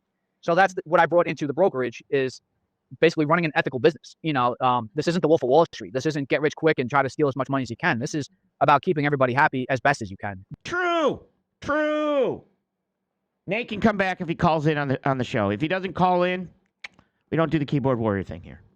You can't keep everybody happy, but you do the best you can as a smaller family-owned business while still trying to compete with the Goliaths that are out there that are, running their business unethically. Definitely. And when you're looking at the industry and in your experience, what are some of the biggest mistakes you see small carriers making when trying to secure consistent freight and actually build a reliable, profitable business? Relationships. Well, I'm sorry, what was that word? Can anybody remember? What was that word? Oh, it's on the screen. Relationships. Hell yes. Your network is your net worth. Your network is your net worth. Nailed it. He says who says that. I don't even know. I believe Grant Cardone is the founder of that saying. Okay. So your network's your net worth. And if I have a load for $1,000 and I book it with a carrier that looks reliable, they look, their vehicle maintenance history is up to par and everything's good to go, but yet all of a sudden another broker pops up and has a load for $1,300, and you bail on me. Now I look stupid to my customer. That is a big no-no on both sides. Even on the broker side, I'm the same way. I have guys calling me if I'm in the process of waiting on a rate confirmation to be signed. That rate confirmation is not even signed yet. I'll have carriers calling me up because I don't take the load posting down until the rate confirmation is signed, just in case. I'll have carriers calling me up say, "Oh, I'll do it for $100 less than that guy did it." No, I'm not going to. How much do I need to be profitable? I don't have trucks anymore. I'm not running trucks anymore, so I don't. I think JB is. I don't know what JB is. I was like $1.25 in 2012, I think. I'm pretty sure it's $1.25. That number seems to be. What is it? $1.49 or anything above $1.49 is profit. All right, so we're gonna round up. So he needs $1.50. Because I can't stand when carriers do it to me, so I won't do it to a carrier. Burning bridges is probably one of the worst things you can do in any business of any industry, no matter where you are in the country or in any country. Your network is your net worth, and when you start burning bridges, you're going to go under fast because you're going to be left with the scraps at the end of the day. Chasing all the gold today is going to leave you with the scraps tomorrow if you're burning the bridge from each side of the cliff. And then True. I burned some bridges, but it happens. we know as a small carrier, you want to stand out. From your side as a broker, what are you looking for when onboarding a new carrier? We also talked about vetting them. What are some of your strategies for vetting carriers? Vetting carriers on paper, we're basically left with the typical tools, Carrier 411, Carrier Watch, and stuff like that. I know a lot of carriers hate Carrier 411, and I understand why in regards to certain aspects of it. I kind of know a little bit more of what to look for in a carrier. Like if I see this guy's got, 30 violations, but they're all minor things, and it was a power only, you talk to the guy, listen, it was a power only trip, and the customer's trailer that I was pulling, that's where all the violations were, and the truck is fully maintained, and then so to look, okay, let me go to the next DOT inspection and see if you have any violations on that one. Okay, no violations on that one. So that proves the theory that it was the customer's trailer that was an issue and it wasn't his truck. True. Yeah, but see, I don't like that excuse. For Because what? you should have never hauled that shit if you did a pre-trip on it. True. No, you're 100% right. 100% right. But if every other inspection is good except for that one, now either he's learned from his mistakes or he's made improvements to fix the problems that he had, right? So, and this is where like a lot of brokers just look at this and say, yep, you're good, or nope, you're not, rather than say, okay, let me do an interview. Because when brokers should be hiring carriers, and I think he does Open Deck, when brokers are hiring carriers, we are doing an interview. We're doing an interview for your company. We're doing, let's say you're the driver and the company. We're doing an interview with you as the driver. Hang on, I got it. I don't think this is Nate. This isn't Nate. Hey. Oh, maybe it is. Maybe he's saying it's Nate. Maybe I'm calling the Sage Outcast Logistics Show. How can I help you? Oh, what's your question? I don't have a question. You called me. Well, yeah, I know. You call in, you have all these questions. I have questions. What's your question? Why'd you call in? I called in so that I wouldn't be putting time out anymore, so thank you. Oh, are you Nate? This is me. You know me, brother. Come on. Well, why would you comment? Why would you say that we're all fascists for being timed out when nobody was timing you out? No. Nobody was timing me out. Right? So why would you say that all the left channels time you out? Thing, though, right? Yeah, but why were you throwing that in my logistics show when nobody was timing you out? Well, I was commenting on your moderator. Your moderator was making comments that I was answering to. But you weren't. But he wasn't timing you out. No, he wasn't timing me out. Correct. I didn't say he was. I just said I've been timed out for saying the R word on other channels, including probably this one if I did. But you're allowed to say it on the show. But when I go on right-leaning shows, I say it all the time in the chat, and I never get put in timeout. That's what I'm referring to. So left-leaning channels will time you out for that. So do you think? So when you say that YouTube times people out, you're full of shit. They don't. They don't. No. Have you ever been a moderator? All the mods. Hang on. Have you ever been a moderator? I've been put in timeout. No. Have you ever been? Listen to me. Bradley, you ever hear of this? Have you ever been a moderator? Have you ever been a moderator? No. Hey, Sage, let me clear up what he's saying real quick. He's saying that YouTube doesn't time people out. He is correct in that aspect. We don't time. YouTube doesn't time them out, but it does moderate what you put into the chat. Correct. It holds for review. It's called hold for review. Did you know that? Okay, and I've been on YouTube and I've been doing this for years, and I've never been reviewed. Yes, you have. Because you won't know that you've been reviewed. I'm a mod in the channel, dude. I'm watching the stream on Discord and in the chat, so you can F off. I've seen everything that you've posted. And yes, you don't know that you're reviewed. Only me and the moderators know that. I got the #1 timed out on Javon Bradley's show. I don't care about Javon. That's not my show. I'm trying to explain to you something that you just called me a liar about. I don't care about somebody else's show. So pay attention. Pay attention. So YouTube will pick things. You can't say certain things in there, and it will go into a hold for review. You can't see that. I can see it, and my moderators can see it. Now, they can approve it, or they can deny it. So YouTube places you on... Are you not listening? I'm listening. What did I say? What did I say? You said that it will go into review for YouTube, and if your moderators decide that they agree with it, then they can go through with it. Correct. Or they can deny it. But if it's already been placed under review by YouTube, it's a good chance that they won't review it. They won't approve it, because YouTube's already stated that they don't like whatever was being said. So why don't you just let YouTube do their deal? I just told you we did. Because there's certain things that YouTube will flag, because it flags on the side of so if I say retard in chat, I won't be putting timeout. It's going to flag everything, and then us as mods are the ones that are going in and saying, okay, this shouldn't be flagged, and we let it through. Correct. So you're confusing. I can't believe I have to have a conversation during my logistics show because you can't understand a simple concept. No, that's here's your simple concept. Yes. Do you think that you should be able to say retard in chat? Do I think you should be able to? Sure. Yeah, it's your show. Sure. Okay, so then why are people putting time out for it? Because I don't run my chat. Oh, so you don't run your show? That is us. No. We run the chat. Other people run the show. All right. Okay, yes. Well, I'll stay out of chat, and I'll just call in when I have some problems. Yes. And I'd rather deal with the host than a bunch of fucking Facebook people. Settle down there. Settle down there. Because those are... You have employees... Do you ever hire employees? Have I ever? No, I've never owned. Okay, so when I don't run every aspect of my business, I have employees. Now they're not employees; they unfortunately they're not paid, but they run the chat. I don't micromanage every aspect of my show. That's what good business people do. So if they feel if they feel that they're doing something to protect me and my show from possibly getting in trouble with YouTube, then they will block it. That's their job. They moderate. Mark, so you heard it first. Sage, your host, your boss. Yes. Does not matter. Doesn't matter to him if we say retard in the chat. No, but if they feel that it's going, but they still have the authority. So they feel or you feel. Whose show is it? Who am I calling into? Context. Not only that, but say like this Joe Butler person in chat. Yes. He typed something in that is held for review. Same way with the B, M, and 1. Held for review. That's held for review. Correct. So those things we look at, and either we let them go through and show them, or we let them stay hidden. Correct. So let me respond to something else real quick. How long does this review process take? Until a mod decides if they want to allow it or not. It's just held. until a mod or I review it. Chat goes in, a human from YouTube reviews it, and then sends it it's back to the AI mod from within YouTube. 4 seconds. Yes, it No, could take it's 4 an seconds. AI from YouTube that automatically holds these things when you type them in. Hang on, he's not. And Hang then on. us as humans get the chance to actually do something with it. No, I'm learning his too. comments I take mean, 3 I'm to not 5 a YouTube business guy. days I to don't know. review. I'm Hang on, basing this Teach. off of my own personal experiences. Yeah, so let me explain something else. You heard, yes, I want everyone in the chat to hear this first from me. I am not a micromanager of this channel. I do the talking, and I do the video, and I do the reactions. The chat is not run by me. It's run by people that I have chosen to run that aspect of things. Yes, that's fine. That's how I run my business of YouTube.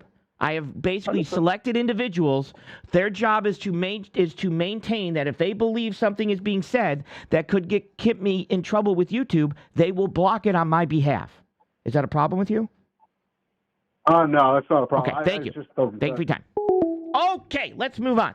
I don't know why that's a bad thing, but okay. Oh, hang on. You don't. Let me get out of the way. I don't need to remind me later, OBS. We're busy right now. Okay.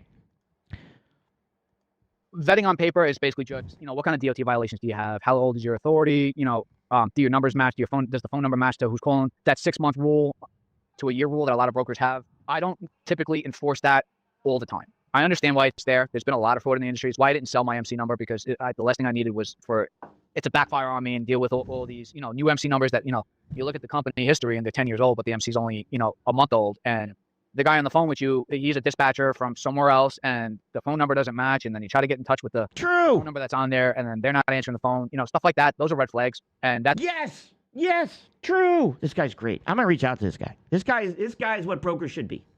That's pretty much the on-paper vetting. In regards to carrier vetting, how professional are you? Do you hold yourself in a professional manner, even on the phone? Do you speak professionally? Do you focus on, your customer service aspects, or are you just, trying to get another load on you to get out of the area, and you really don't care about how you sound, you really don't care about how you present yourself to the shipper or the receiver? My customers... True. Also, signatures.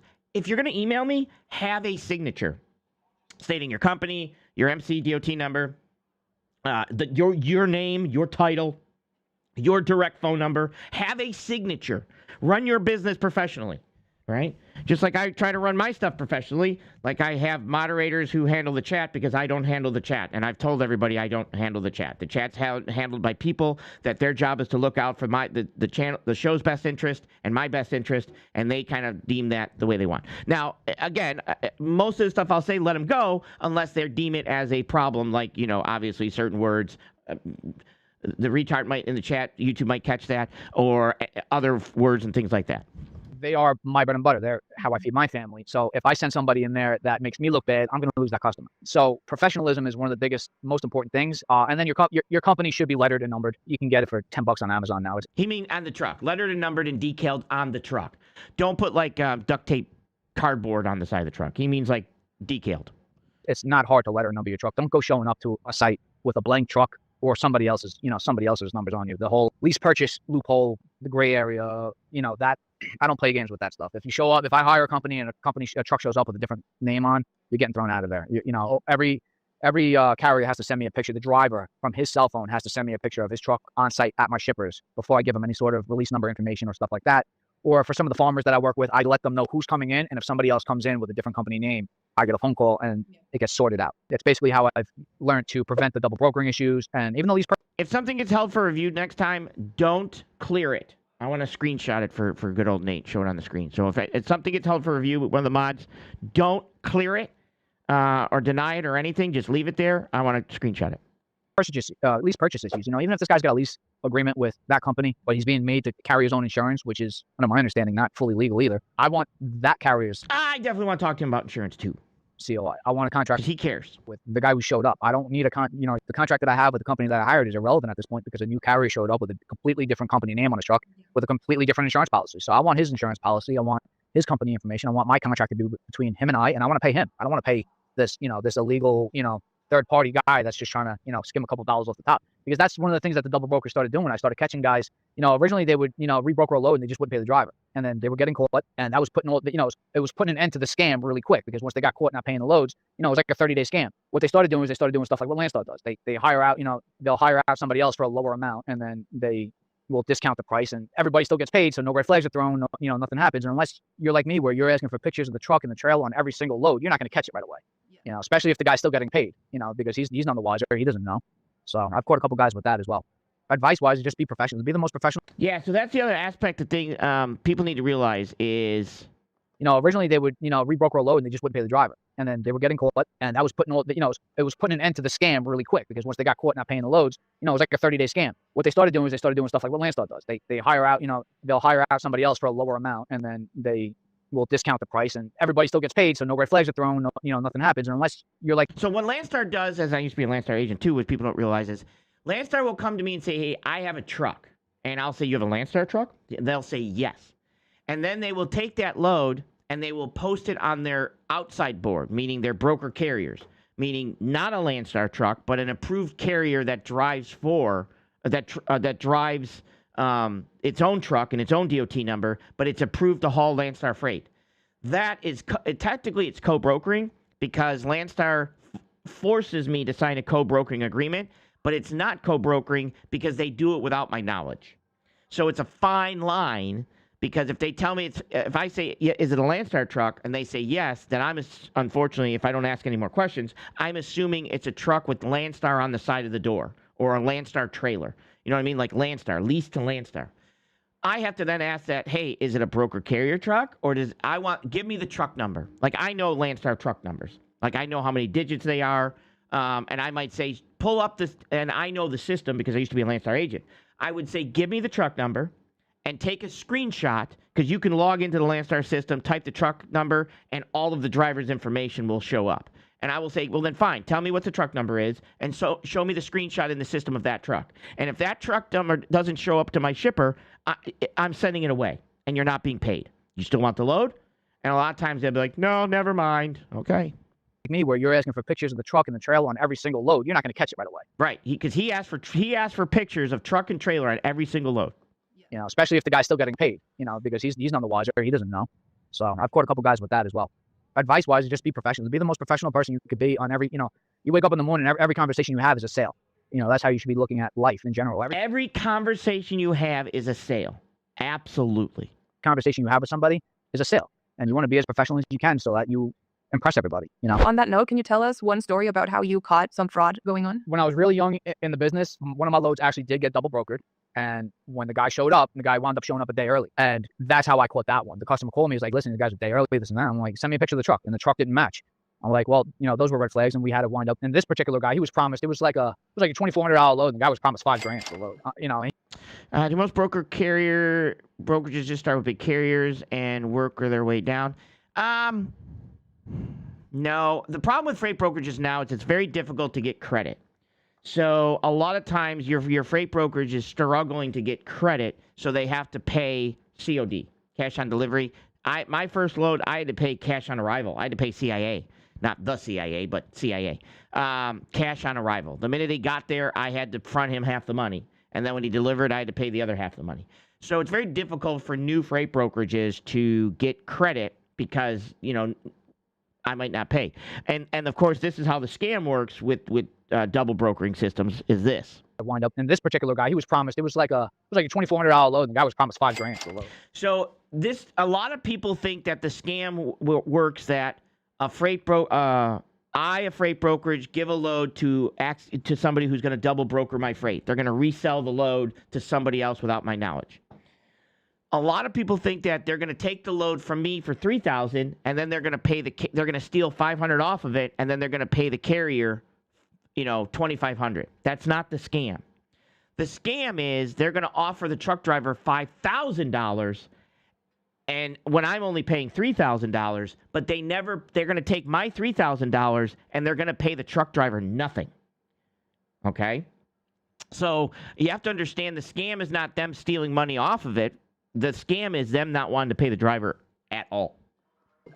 he was young in business too, so he didn't understand to look out for those red flags. Like, hey, listen, every single load is going for $2.50 a mile. Why is this particular load going for $5 a mile? And it's general freight. It's not hazmat. It's not nothing special. Why is this going for so much more? Let me dig in and make some phone calls and make sure it's legit. So he was a little young with that as well. But also, like I said, especially like with my farmer customers that don't require release numbers to pick up a load, I'll tell them who's coming in. Hey, listen, this company is coming in. Make sure the company name is on the side of the truck. Same thing. I do the same thing. That's the best way to do it. And then a couple of those instances, I got the phone call where, hey, listen, this is the truck that showed up. They have the paperwork. Your letterhead has been cropped out of the paperwork. I know your bill of ladings, what they look like, and why is your name not in this box where it normally is, and why does it say this name on here? And so then, I had to get in touch with the driver, who then put me in touch with his boss, the owner of his company. And now it sounds like he does bills of ladings. That's not a good practice to be in. Us as freight brokers should not be doing bill of ladings, to be honest. Technically, the bill of lading should be done by either the shipper or the trucking company, not by the brokerage, to be honest. We sorted it out where, hey, listen, you got screwed. I'm getting screwed. I'm paying you. I'm paying you directly. Same thing with the first guy that got, he got screwed. Obviously, I couldn't pay him the $5,000, that he was promised. That was because it's not what I had in it. But I didn't make $1 off that load. So I'm like, you know what? You got screwed. I got screwed. We all got screwed. You're the one that spent the fuel money. You're the one that put the wear and tear on your truck. I said, I'm just going to give you everything I have in the load. And I didn't take any profit off it because that's how I operate. I believe in operating in a way where when you take care of other people, they're going to come back and take care of you. That's just how everybody should operate. Yeah, and true, but they don't. I think that's the basis of actually creating reliable partnerships. Yeah, absolutely. And I've built my business, especially in a couple different lanes, where a lot of times my loads don't even touch the load boards anymore because I have. They don't. We don't. I just got a load board. Well, technically not this year because they should have been short. About 3 months ago. I mean, technically, it's offered to me through the company that I work with, but I didn't use it. So look, they offer a free load board when you come over to the company that I'm now, a contractor for. They offer a free load board. They offer DAT. I didn't use it enough that they basically turned it off. And I'm like, yeah, you can turn it off. You don't need to pay this for me when I don't use it. But I recently got Truck Stop on my own. One, I prefer Truck Stop, which they only offered DAT. Just to have it, to be honest. Just in case I did need to post loads. But if ever, rarely ever post loads. I have that list of reliable carriers that I've used before, and these are guys that when they need more money on a load because fuel went up, I don't hesitate. I just, even if I can't ask my customer for more money on this particular lane right now because they're capped out, if I saw fuel just spiked 15 cents a gallon, and the guy wants $50 more, okay, no problem. If you've taken care of me for the last 6 months without, one word or one complaint, guess what? It's not for me to take care of you. Punctuality and professionalism. You're taking care of, when you tell me you're going to be someplace, you better be there. And I'm like, listen, I'm like that with my own kids. All right. I'm like that. Or I better be your first call. You better be calling me. I better not be calling you. Because if I'm calling you, you're late. So you better have been calling me before than me calling you when you're already late. Like if you're late, my first question is, why am I calling you? Why haven't you called me? That's my first question to a carrier when they're late. Why am I calling you? Well, it's not just business. I'm like that with everybody I know, every person that I associate with, because I hold myself to the same standard. If I say I'm going to be someplace, I'm going to be there. And if some extenuating circumstance happens where I can no longer commit to that obligation, I don't let it go by the wayside. I make phone calls. I'm on the phone telling the person I promised, what's going on. And then I take it a step further and I go and see if there's somebody else that can handle my obligation that I promised. In trucking, when I was an owner operator, there wasn't many times where this happened, but like one time I woke up, I was supposed to leave at 4 a.m. to head off the island, go pick up a load in Jersey. And I woke up, I had 103 degree fever. I woke up with the flu, so I emailed the broker right away. The night before I felt a little cruddy, but I was still okay to go. 3 a.m., I'm emailing the brokers and texting him, letting him know, listen, I can't do this. But then as soon as I got off sent him the email, I picked up the phone. I called 4 buddies of mine that are in the area, that you were in the area, and hoping one of them was empty, and 2 of them were empty. So when those 2 guys said, yeah, I can handle it for you, I gave them the MC number and the phone numbers of my buddies. I sent that in the next email. I said, listen, these guys are in the area. They could cover my freight. They could cover my commitment and make sure that you don't look bad to your customer. I had one driver do that for me in all my years. I wasn't him because it wasn't in New York. I've had one driver actually do that for me. And when carriers do stuff like that with me, when they give me that same reciprocity of commitment and service, it goes a long way. I still have that carrier. I don't really, when I do hit those load boards and I do put loads up on the load boards, the carriers I hire, when I'm vetting them, before they even run that load for me, I am asking myself, is this somebody that I would like to put on that list? And then I try, depending on who's in the... True. We are interviewing you. We are interviewing you. We're saying, is this somebody that we're going to use for a one time? Am I just needing him as a temp just to, flip burgers today? Or am I going to keep this guy because he might end up being middle management? He might end up being very good at his job. True. Also, also the first impression means everything. Absolutely. State your name, company name, and if there's a reference number for the load, make sure you got that. You got to make that broker's life easy. Right. Make my life easy, you get more money because I don't have to. Because now my life's easy. Now I can move 40 loads a month and or 40 loads a day and make $18. I can't do that if you're not good at your job. You know what I'm saying? Can't wait. Sometimes capacity's tight and you're left with who you're left with. But if I have the ability to vet a guy and hire out a better carrier, a better source, listen, he's based within 100 miles of my consistent freight, and he does like running this lane a lot. It's a little bit more expensive, but guess what? He is somebody that I can rely on a later date with a phone call. True. Also, listen. Also, one of the ways that customers, if you have the same customer and you're doing the same stuff, it also makes it easier on the customer, even though that carrier might be a little bit more expensive. He knows the routine. He knows everything. He knows where he has to go. It saves them time. Well, especially in open deck, right? It's different in van because you just pull up to a door. But in open deck, you got a forklift. You got to know, like when drivers start to know exactly where they need to park to get loaded, what they're getting. Some of my drivers are now forklift certified at my shippers. They just got forklift certified. 2 of my carriers, they can load themselves. They can run the forklift. So, I mean, that becomes efficient. Those guys are now worth more money, and I can say, hey, it's one of my regular guys coming in. Oh, okay. Hey, this is the price, but it's one of my regular guys. It's this carrier. Oh, okay. Yeah, we can do that. I made the shipper's life easier. And then after that, I'll see how he performs on the first load, and then the rest is history. If he does a great job and he commits and he's punctual and professional and makes me look good to my customers, makes my customer smile, guess what? You're getting a phone call before that load ever hits the load boards on the next one.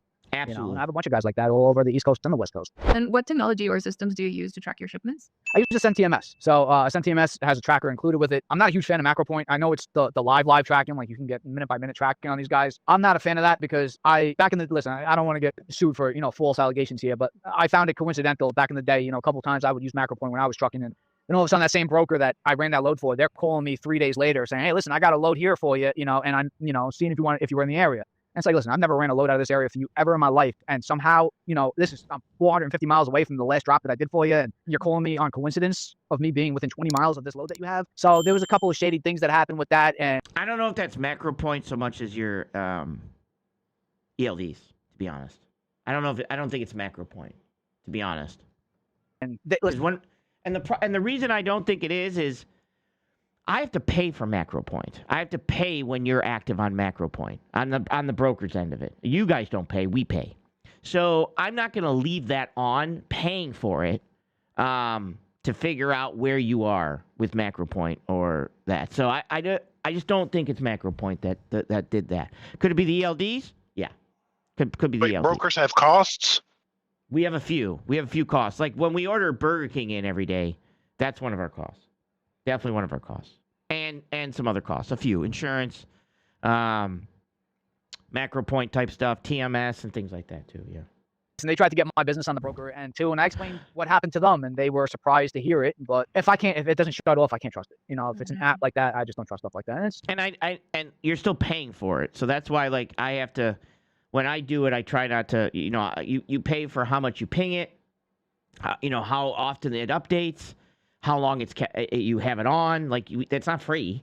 So I just don't see them leaving it on endless and paying for all of their carriers. Just to see where their carriers are, to be honest. I mean, is there other internal stuff that could have been happening? Yeah. The government has a system that they know where all the trucks are going.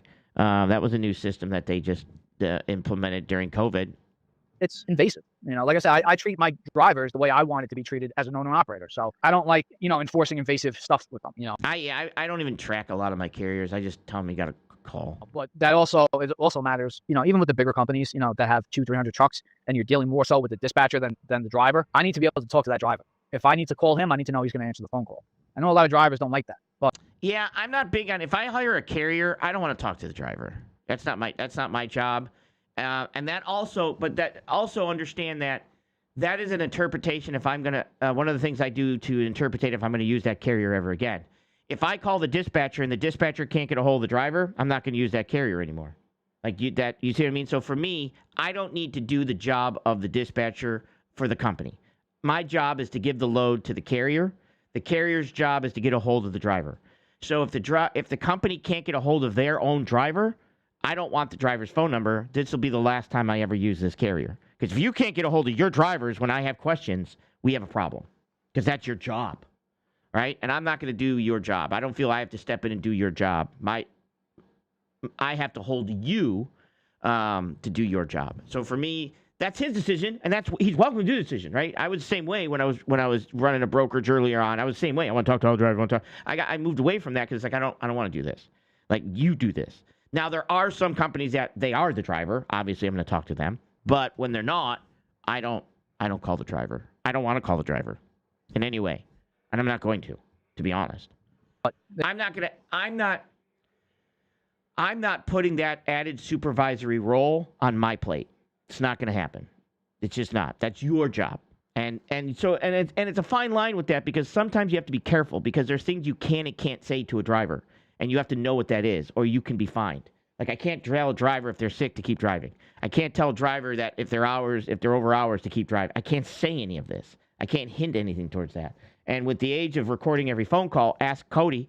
I'm not going to be held on the hook for talking to a driver. I talk to the carrier. I talk to the dispatcher at the carrier. The dispatcher at the carrier talks to the driver. But that's me.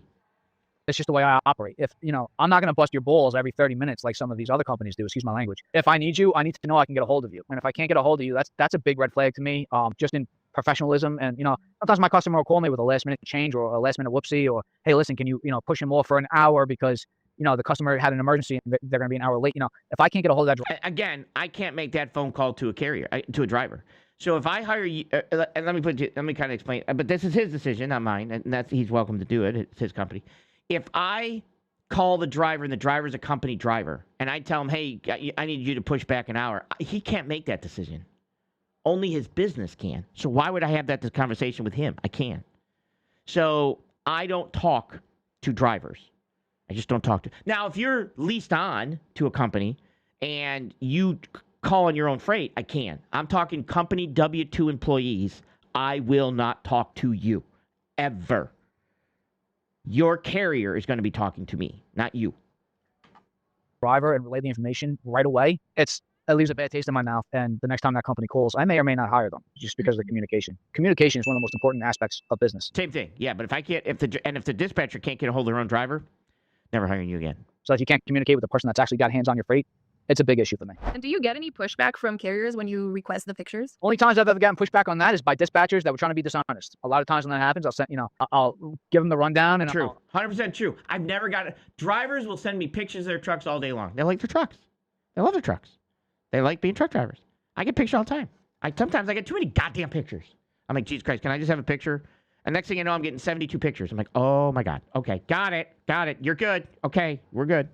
I'll tell them, this is what I need from you. One of the other requirements we have, other than the pictures. Then again, two of my carriers run show trucks. I mean, these are legitimate show trucks. So those guys love sending me the pictures of the loads. It's like, Jesus, OnlyFans page. When I ask for a COI, a certificate of insurance, with my company listed as a certificate holder, that has to come directly from the insurance company. Because True. Good job, brother. Good job. Yes, it should come directly from the insurance company. I've caught a couple of dispatch companies sending me stuff that was photo. Bro, I'm telling you, we got to do it. Look, man, it's easy to pick out. It's easy to do videos and makes you feel better when you can go do a video and bash everything the person's saying, right? That's easy, right? Finding videos of people that are doing good needs to be done also. And I don't see, there's a lot of content creators that have no problem bashing everybody, ripping people apart. But when it comes to the ones that are doing it right, I also want to cover that too, because I think that needs to be heard. Like they just took a generic COI, they photoshopped my company information on the certificate holder aspect, and I knew it was photoshopped. I had to cancel a load on them because I can't trust the carrier that's going to do that. So the certificate of insurance has to come directly from the insurance company also. Certificate of insurance is proof of life from an insurance company. It does not make you additionally insured. It's just proof of life. It proves that this carrier has the insurance that they say they have, hopefully, and the insurance company is sending you a piece of paper proving it with your name on it. So those 2 steps, a lot of time, 9 times out of 10, they stifle out the fraudulent guys. Driver-wise, I've never had pushback. The only time I've ever had pushback was when I was dealing with a shady dispatcher. And finally, we know fast payment is critical for small businesses. What is the key for seamless payment processes? From a curious perspective, and what documentation or actions do you need from them to ensure that they get paid quickly and on time? The timeline for payment is going to be dependent on your contract with that broker. If you're not requesting quick pay from the broker, you're not going to get paid quicker than whatever that typical broker pays. I definitely can say clear and descriptive proof of deliveries and bill of ladings. What does that mean? Now, I wish he would have went into, he didn't, but I'm going to. I wish he would have said the following statement. Sign, print, date, legible. Sign, print, date, legible. I need to know, because understand something, a cargo claim can go back 9 months if you cross state lines, that's Carmack, blah, blah, blah, blah. Or I have had stuff get lost. People are like, hey, we're finally installing these tanks that you delivered. The ones I delivered like a year ago? Yeah, those ones. We don't know where we put the pipes that you brought in on the legal load. Okay. Do you happen to know, or does the driver remember where they offloaded him at and where they left the fiberglass pipes? Because this job is a very big job, and we don't know where we put that stuff.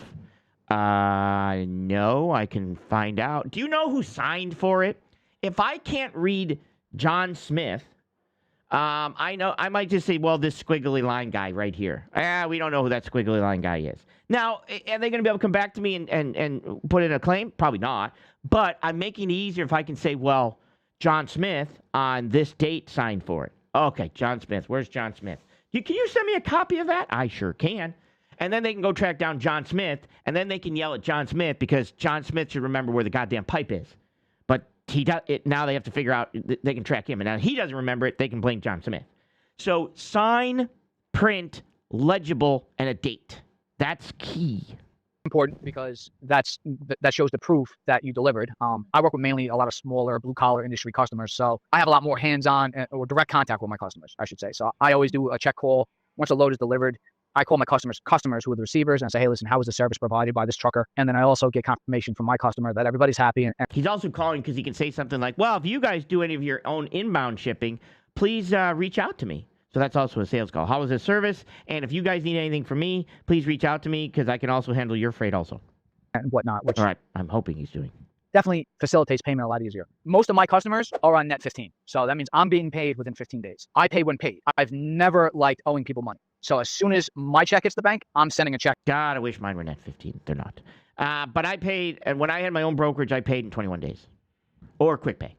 Yeah, or an ACH, whatever you want to call it. That's just so I was even being paid when I wasn't paid.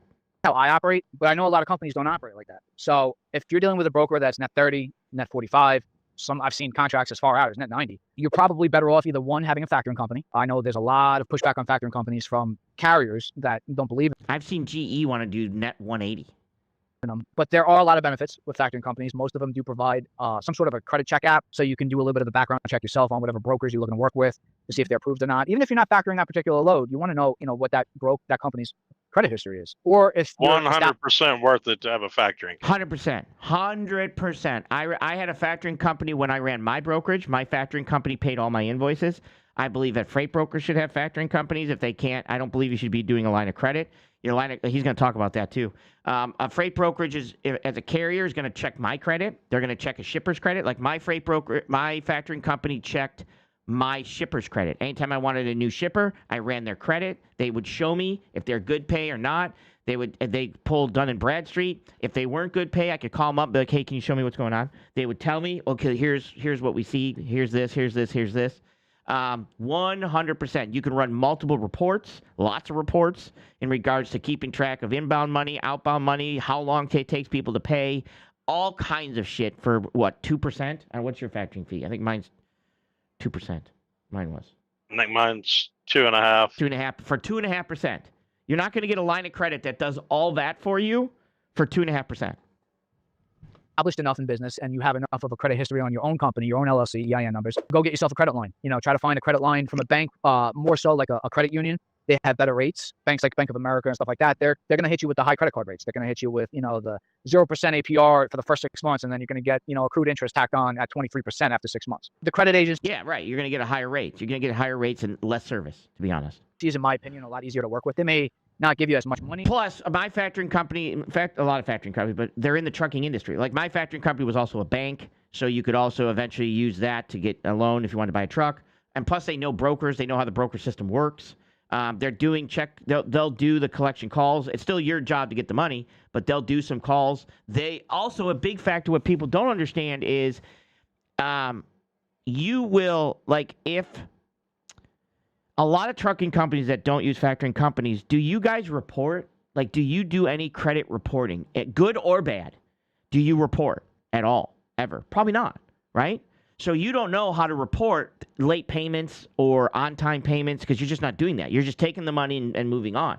Well, factoring companies report. They report good. They report bad.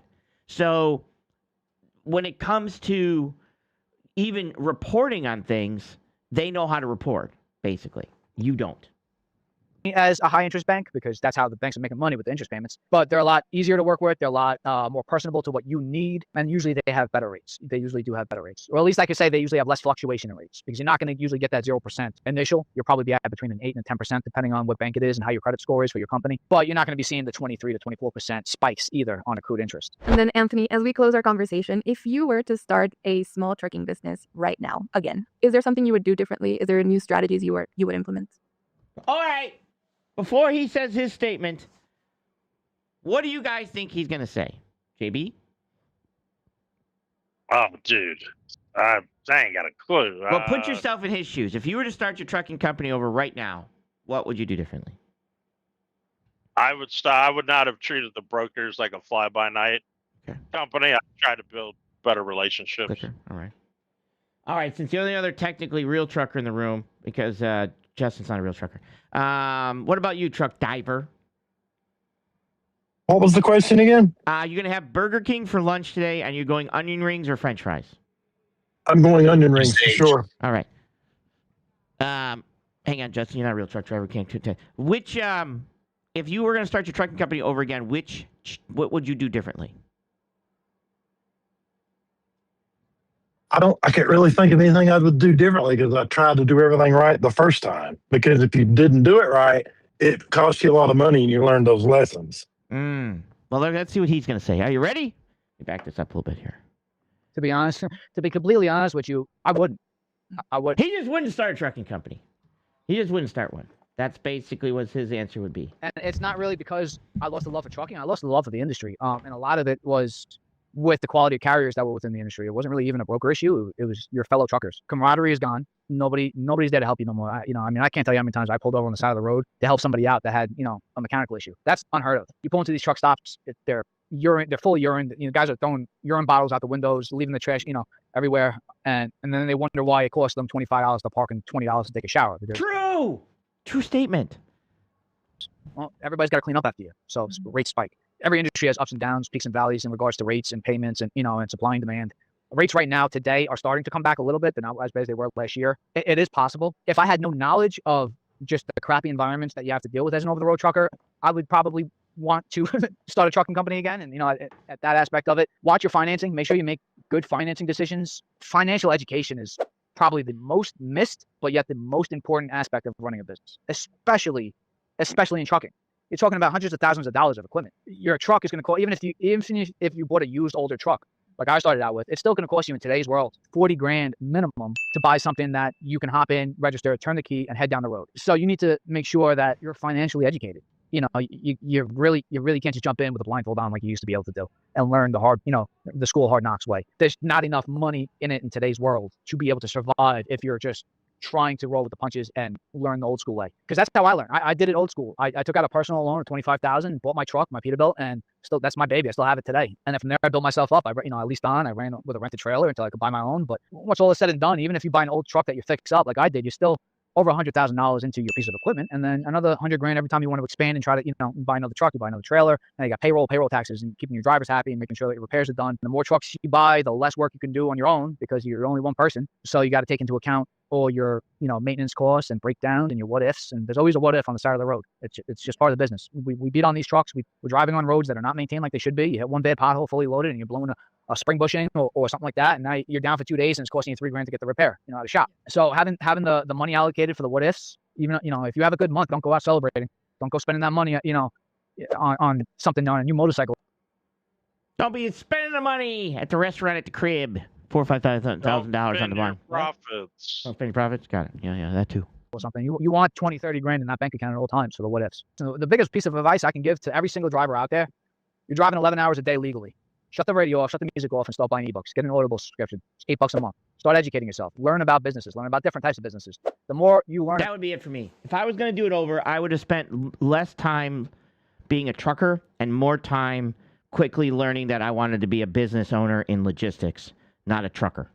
I know it's going to sound harsh, but I knew where I wanted to go with it, and of course I went into OD pretty quickly anyway, so that I don't take back. I wish I would have stopped, because I used to think the same thing, that brokers were all bad guys. They don't understand this. They don't understand this. I wish I would have learned more about supply and demand and business and finances faster than I did, and learned more about logistics rather than just looking out the windshield as a trucker. That's what I would have did differently. Now, he would not get in it right now. I feel that you can get in it right now if you properly set yourself up and do the research prior to.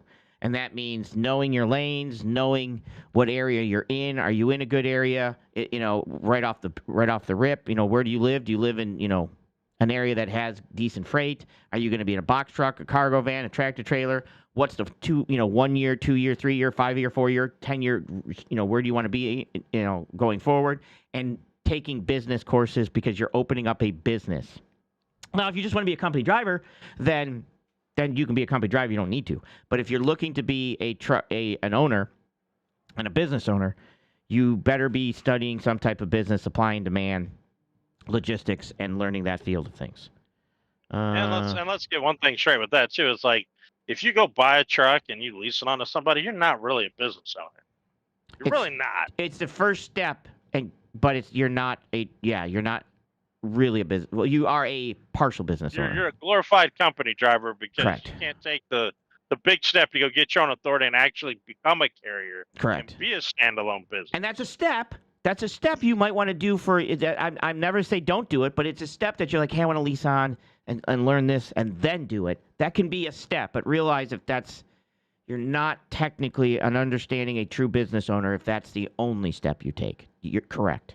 Correct. Because when you lease onto somebody, and there's nothing wrong with it. Correct. But when you lease onto it, you're getting your hand held with all the aspect of your business. They're taking care of the IFTA for you, and they're most providing of the time, ELDs, and they're giving you a fuel discount and all this shit. Most of the time, you're your hand held in business. Yeah. Whereas when you come out here and you do it standalone by yourself, you're actually doing the business aspect of it. True. Because there's no one holding your hand in any way, shape, or form. But true, most of the time. Some, very few, but there are some carriers that you're doing more. But those are hard to find, to be honest. But 90% of carriers are doing everything for you, just about, and then just calling you a business owner, to be honest. To be completely honest. But if that's the route you want to go, that's fine. But like I said, my opinion would be I went from a company driver to a lease-on driver to a carrier. And what I learned from a lease-on driver aspect, I learned every aspect of that. And then that way it was less that I had to learn when I went into starting my own business rather than jumping right into it. So that was the steps that I took, which you don't have to take those. I've seen people go right from CDL license to carrier. Team Tiny did that. But he was he knew management, he knew business, and he had the degrees and that type of stuff. So he at least knew the business aspect of things. He just had to learn the trucking aspect of things. So, but if you're going in with no knowledge of business, no knowledge of trucking, Jesus Christ, good luck. Good luck. But I do want to, that's pretty much this one here. He ends. About every different business in the world, the more you're going to see that every business is more or less the same. And it's 10. Quality control is the most important aspect of any business, making sure that your quality work is above par. Absolutely. That's what gets you return phone calls. That's what gets you your customer, whether you're working for a broker or a direct shipper or a contractor that needs you, whatever it is. The way you operate is what's going to depict whether or not that guy calls you back. quality control is first and foremost, and educate yourself. Learn the different different tax write-offs, the different, how to operate, how to get funding for certain things. You want to expand. Okay, how should you get funding? Should you just go get a credit card, or should you, seek private investors, or should you seek, a credit union opposed to a major bank? There's a lot of stuff to know. Or should you rob a bank? Either way, that being said, I do have to end this one here. I do appreciate, like I said, I know everybody enjoys covering the dum-dums, and those are easy to cover because there's lots of them out there, and we just, rip on those guys a lot. But we should be taking the time also to cover the guys that are 100% right. And, this guy is dead. He's dead on with a lot of his statements. There was only a few things that I would do different, but that would be my choice. And he's doing fine with it, but most of the thing he's saying is reality of stuff. That this is true. So I do appreciate you guys hanging out and listening to somebody that's actually doing it right, that I agree with, because let's hear those guys too. That being said, I will be back Tuesday, and Nate will probably be back in the chat by then, because then I can go in there and I can free Nate. There's a held for comment in there. Hold on. Good point. Hang on. Let me do this real quick before I go here. Where is the held for comment? Everybody go in the chat and type free Nate. Free Nate. Free Nate.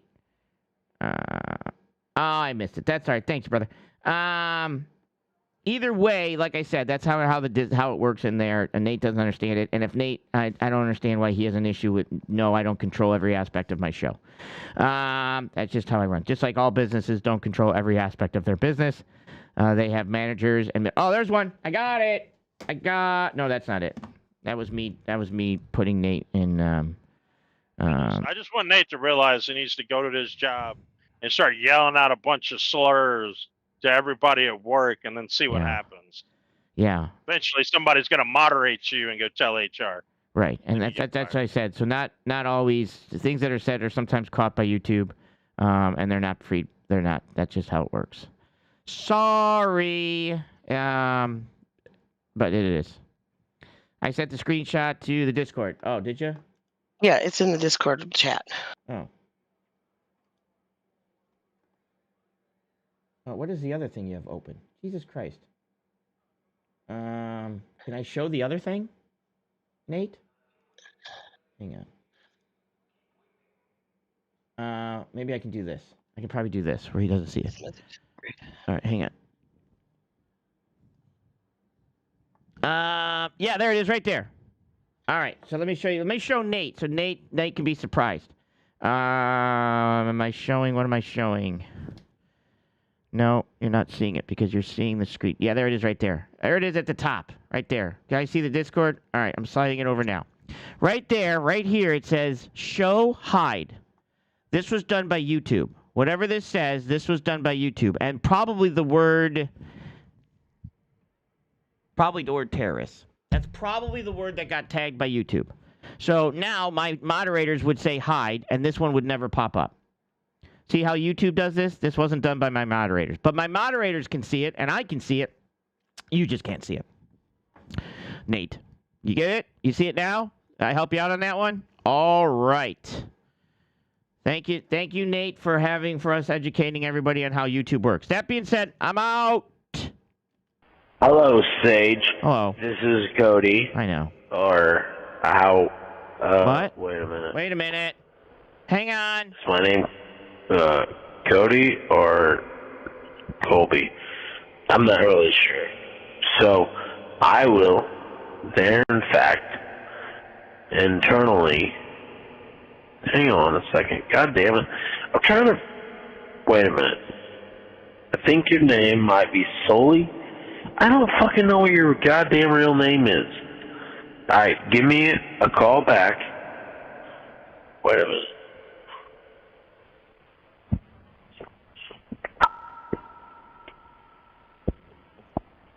Sage.